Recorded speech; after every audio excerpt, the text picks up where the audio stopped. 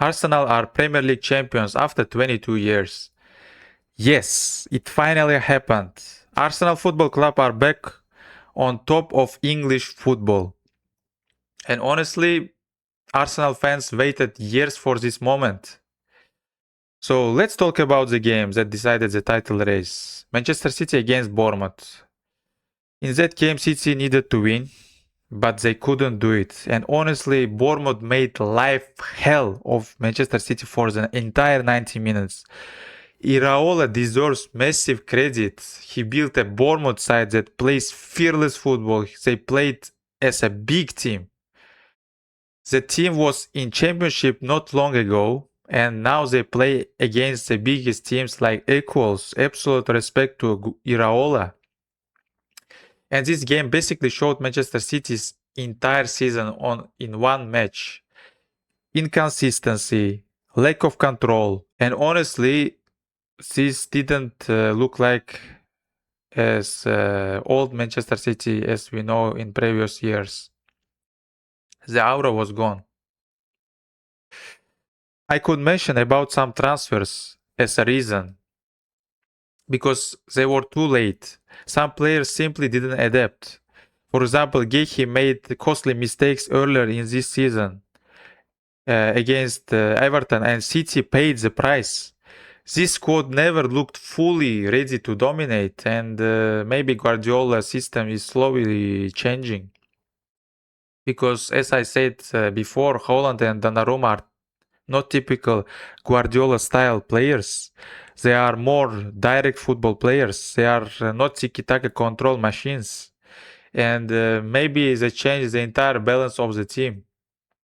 Phil Foden also never fully returned to his previous levels after the health issues and operations, and City missed that version of Foden badly, And also, I could mention about Marmoush. He had some moments, but he never becomes a consistent game changer for Guardiola as he needed.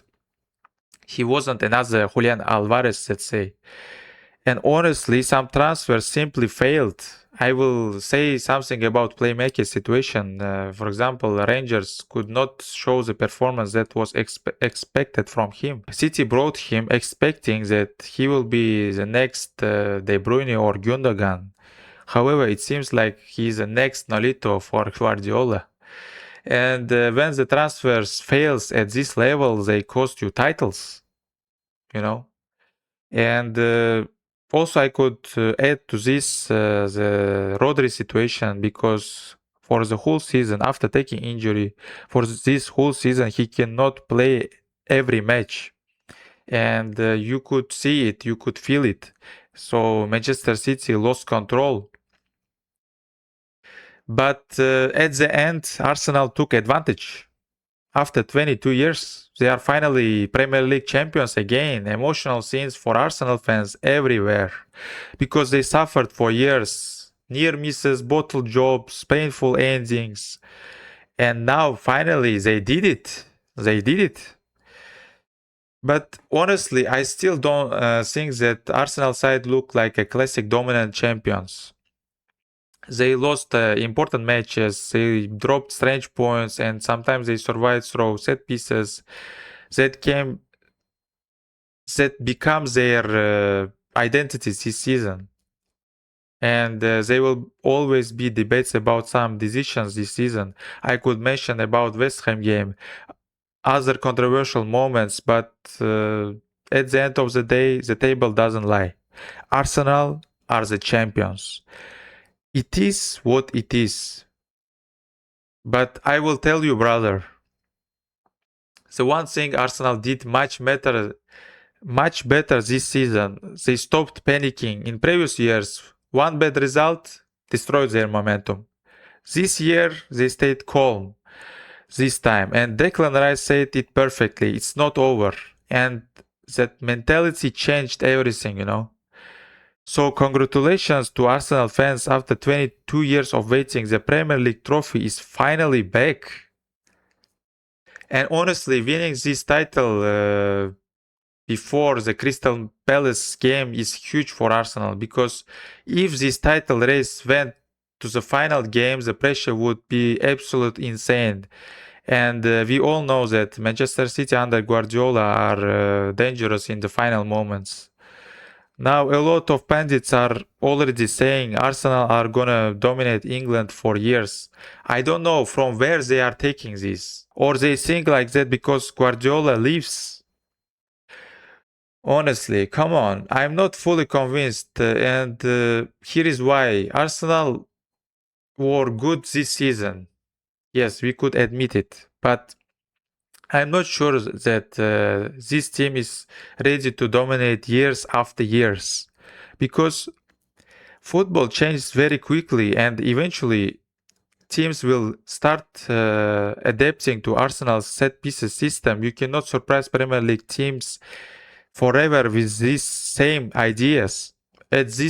At some point, coaches react. That's football. So personally, I don't think that Arsenal are about to become the next dynasty. But one man deserves massive respect. It is Mikel Arteta, because building a winning team from losers team, it's much harder than taking over an already successful club.